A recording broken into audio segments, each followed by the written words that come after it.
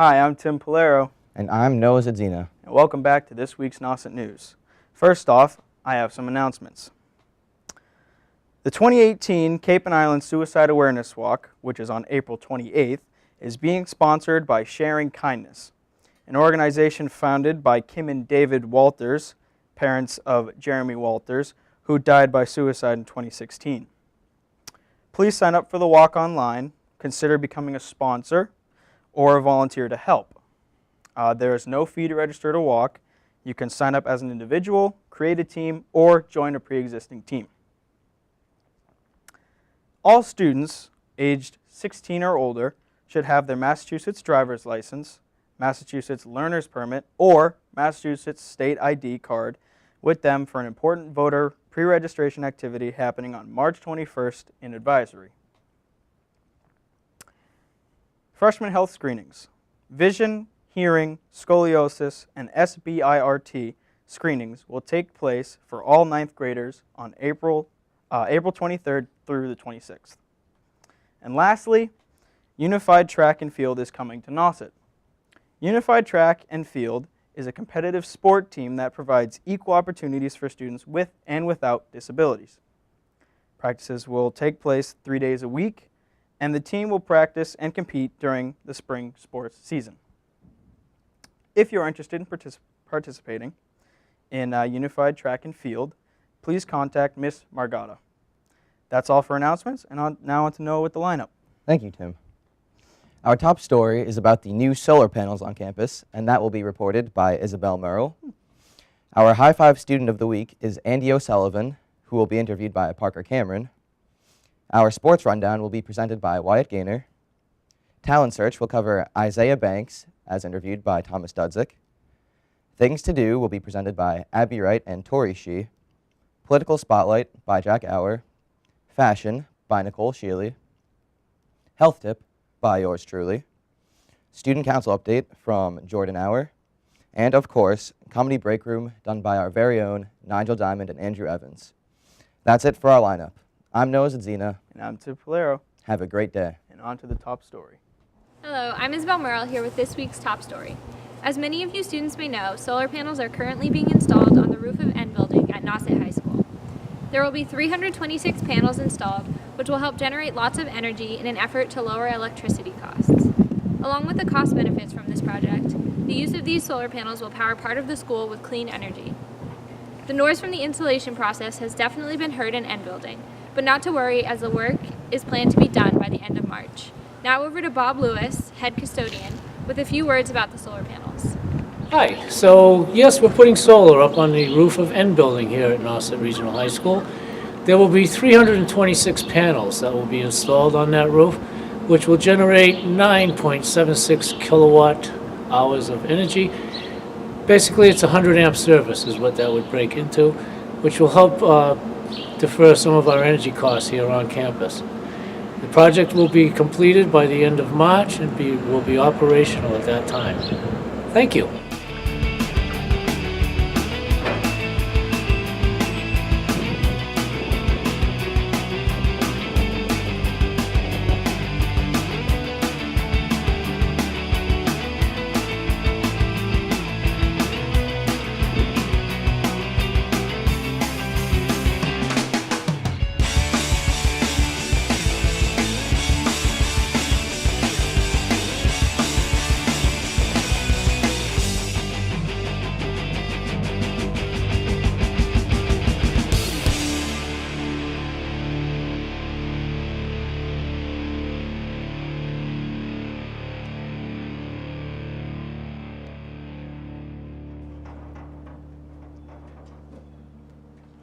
I'm Isabel Merrill. Thanks for watching and have a great weekend. Hi, I'm Tori Shee. And I'm Abby Wright. With this week's Things to Do. With St. Patrick's Day right around the corner, there are a lot of festive things to be doing across Cape Cod. First, Saturday, March 17th is St. Patrick's Day. You can celebrate at O'Shea's Old Inn in West Dennis with music starting at 8:30 p.m. with the Skiffs Band. Sunday, March 18th in Boston is the big St. Patrick's Day Parade. Starting at the Broadway T Station and ending at Andrews Square in South Boston, and the parade starts at 1 p.m. Your best spot for a great view would be anywhere along Broadway.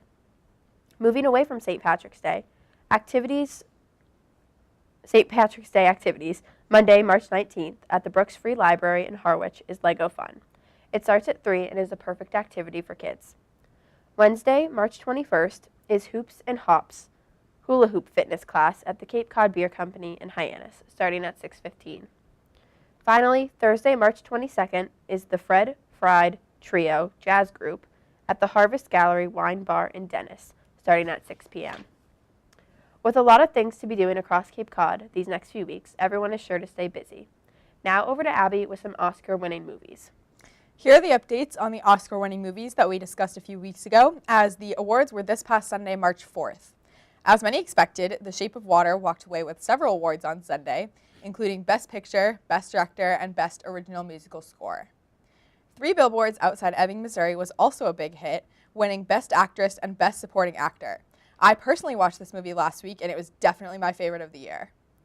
Gary Oldman took home the award for Best Actor for his role in The Darkest Hour, while Allison Janney won Best Supporting Actress for her role in I, Tonya. A movie I was expecting to win many more awards was Call Me By Your Name, which only won Best Adapted Screenplay. I know you watched that movie, Tori. Yeah, it's one of my favorites. I highly recommend seeing it. Finally, another big winner was Blade Runner 2049, which won Best Cinematography and Best Visual Effects. I'm Abby Wright. And I'm Tori Shee. And this has been this week's Things to Do. Hello, I'm Jordan Howard, and this week I have your Student Council update. Last Wednesday, the Council traveled to Hyannis for a 3-day statewide conference. Here they went to many leadership workshops to learn all about how to improve communication and management skills. They also talked with other councils and got many new ideas for future events and fundraisers. Here the Council also won a silver award for their Book of Excellence. In the book, the Council puts in indicators of all their events, and for every one they earn a point. The Nauset Council earned 44 out of the 50 points, which won them the silver award. The Council is also busy planning Rock the Stage, which will be held in the auditorium on March 23rd.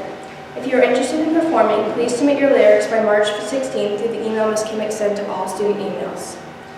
In the coming weeks, the Council will begin planning another Faculty Friday and Socks for the Homeless, which are set to take place in April. And finally, the Council is still looking for new members and wants everyone who is interested to join. They meet every Monday from 3 to 5 in Ms. Kimmick's room, N204, and everyone is welcome. Thank you. I'm Jordan Howard with your Student Council update. Have a great weekend.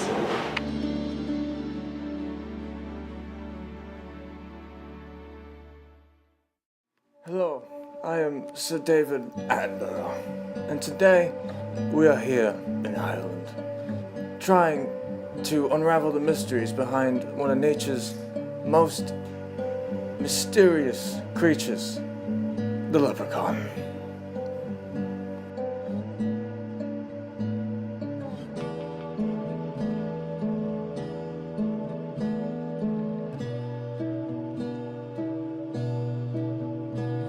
Here is the mating habits of a leprechaun. As you can see, it's quite sophisticated and not yet entirely understood by scientists. Now eat your lucky charm. Of course, the leprechaun has to eat, and that's when it gets dangerous. An unsuspecting white male walks into the leprechaun's territory, and it gets hit. The leprechaun steals its wallet to go buy something from Cumbies. The hunter has become the hunted.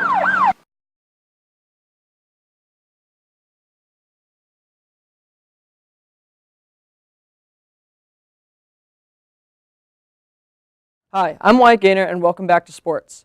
Due to Nauset girls basketball making it farther than any other Nauset team in the winter season, we'll start with them.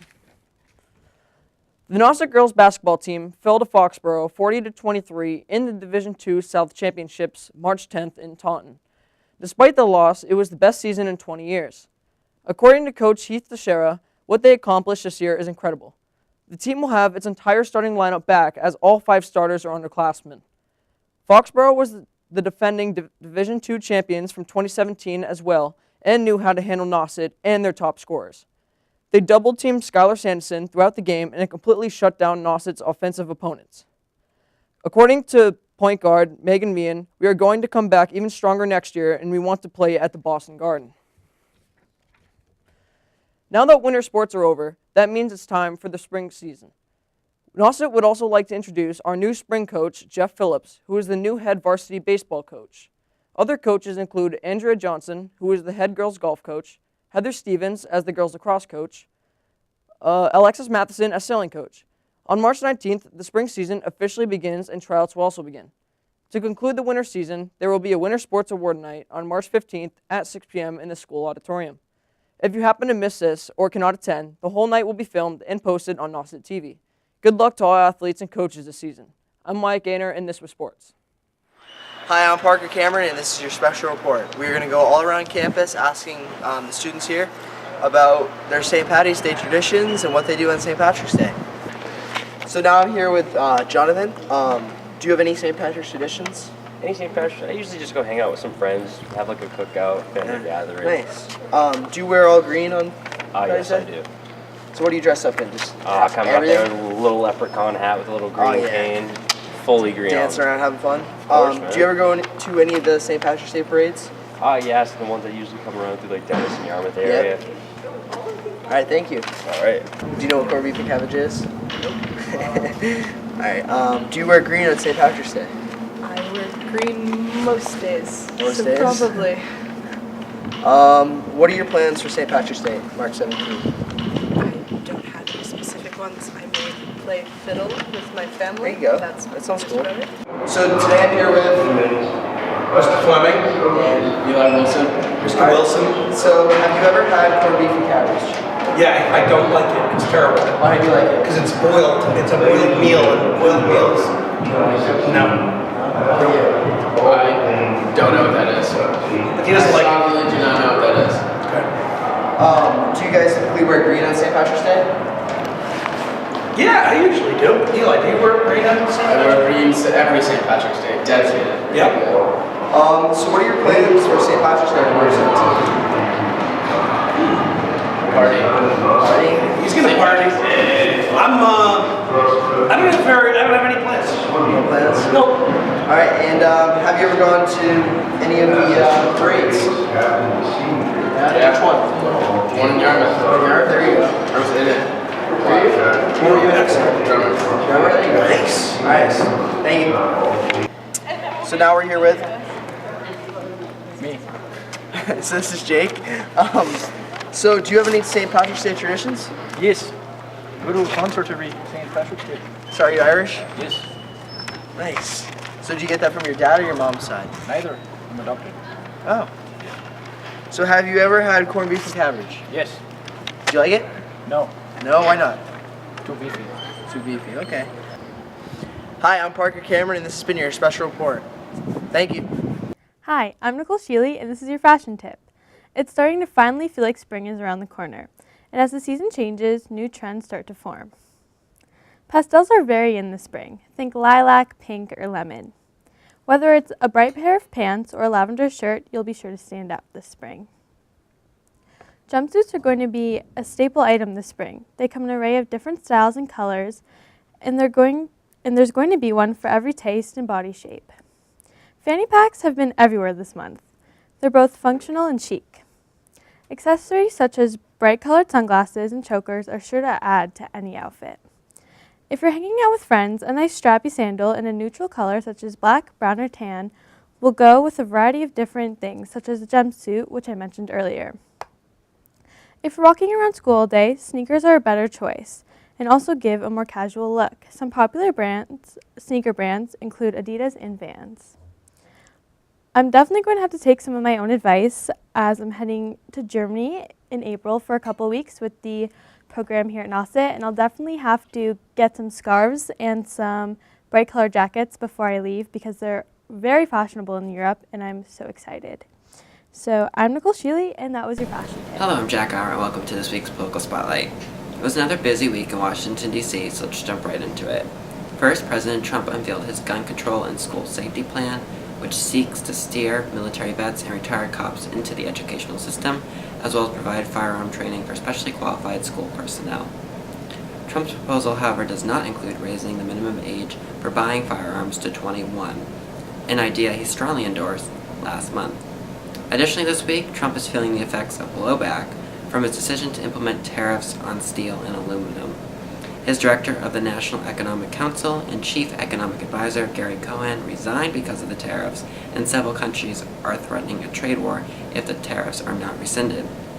Lastly, the special election in Pennsylvania's 18th congressional district was this week. Even though at the time of this report the result was not known, Republican Rick Saccone is feeling tough competition from Democrat Connor Lamb in a district Trump won by 20 percentage points in 2016. This has been this week's Political Spotlight Jack Hour. Thank you, and stay informed. Hello, I'm Nauset News, and I'm here with this week's health tip. Today, we're going to talk about warming up and stretching before exercise. Many people often neglect the important step of warming up before they exercise, or think stretching is good enough. Contrary to popular belief, stretching is actually most beneficial after a workout. A good warm-up would actually be dynamic stretching, which is when you move around and stretch, as with soldier kicks. Another good warm-up is a lighter version of your intended workout, such as lifting light weights before doing strength training. Don't take warming up lightly, as there are many effects. It helps reduce risks of injury and soreness after the workout by getting the blood flowing in your system. Warm-ups can help increase the movement of blood flowing through your body's tissues, making muscles more flexible. They also increase delivery of oxygen and nutrients to your muscles, preventing you from getting out of breath early or too easily. It is also known to improve coordination and reaction times, as well as preparing your heart for an increase in activity, preventing a rapid rise in blood pressure. So be sure to fit in a warm-up next time you exercise. It can only benefit you. I'm Noah Zadzina, and this has been your health tip. Hi, I'm Parker Cameron, and today I'm here with Andy O'Sullivan. Andy recently competed in a Shakespeare monologue statewide competition and placed very well. In addition, he is currently in the drama production Yellow Boat, which has made the state competition as well. So what is your experience with studying and practicing Shakespeare? I first started looking at Shakespeare in middle school because at Harwich Middle School we did a production of The Tempest when I was in 5th grade, and I really wanted to go out for it, so I did, and that's just kind of followed me through. Okay, so would you say Shakespeare is harder to learn than other lines? It can be more difficult just to understand, but once you get through to it and really figure out what the words are saying, it just becomes like any other theater. Okay, so how many kids competed in the Shakespeare contest? Well, I went through 3 levels of it, so at the school level there were about 20, and the first place went on to the semifinals, and there were about 40 kids there, and the top 10 from there went on to states, and the top 3 people won that. Wow. So you had to be pretty good. So where did all this take place? It took place at Mount Ida College. Okay. So how do the judges determine the winner? Like, what are their criteria? So we had to perform both a monologue and a sonnet, and so during the performances, all 3 of the judges would be sitting there taking notes and scoring us out of 5 on things like characterization, memorization, projection, and things like that. And so after that, they got together and discussed who they think should be the winner. All right.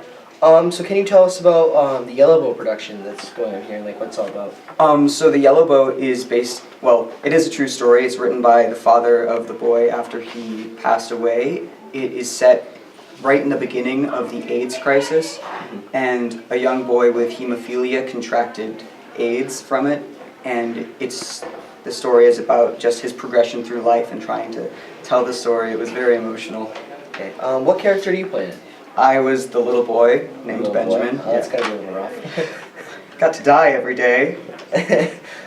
So how long does the drama department typically take to practice a play and perform it for you guys actually perform it in front of people? For main stage productions, it's about 2 months, but for the winter competition play, like the Yellow Boat that we do every year, we choose it in September, October, and then we work on it through March. So do you guys choose that as a department, or just we choose it as an honors acting class, which is an audition-only class, and so we get together, there's about 20 of us this year, and we sit down and we read a bunch of plays, and we choose from that what we think fits our group. Right. So was Yellow Boat your choice? Yes, I really wanted to do it. Alright, cool. So do you want to continue to act in the future?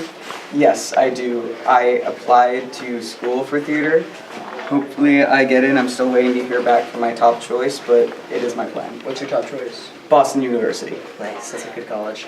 What are your plans to do after college? Well, hopefully I'll continue acting. I want to try and do film acting, though that's a harder thing to get into. So I'll hopefully maybe try that, but I might just end up doing like stage theater. All right, thank you. I'm Parker Cameron. Andy O'Sullivan. And this has been your High Five.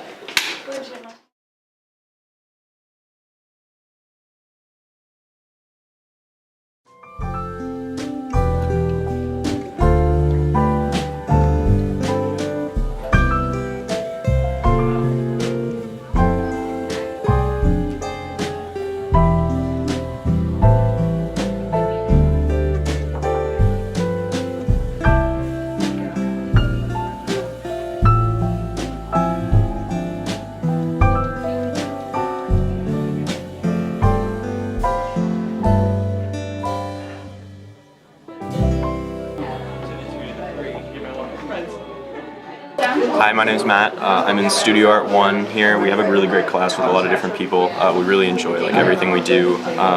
Right now, I'm working on a cityscape project. I'm doing this off of a picture I took when I went to Dublin as a freshman with the music group. And it was a really fun time, and I made a lot of friends and really enjoyed my time. So that was kind of my inspiration for this, because it was so influential as an upcoming freshman in high school to get to know all those amazing people in the music department, and I'm just happy to transpire into a piece of artwork.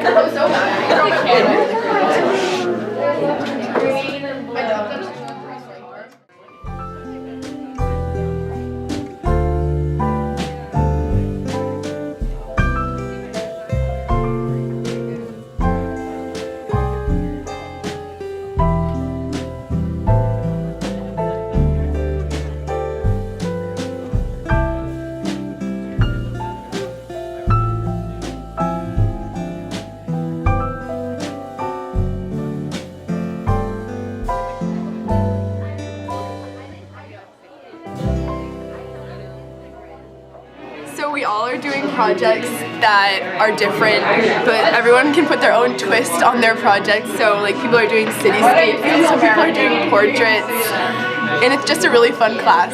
Thanks for stopping in today. That's amazing. Alright, hi, I'm Cormac Parker. I'm in the advanced woodshop class, and my project is a little bit different now because I'm incorporating snowboards into a bench for my room.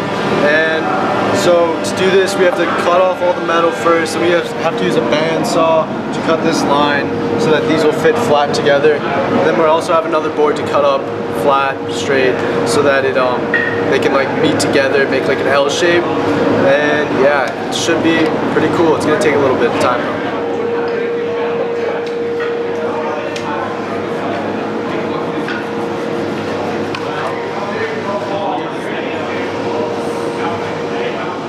My name is Dory Carlson. I'm in advanced woodworking. I'm building a guitar, and I'm pretty far through. I have the body made out, and I have my neck, in which I'm about to route the neck pocket in to fit the neck into the guitar.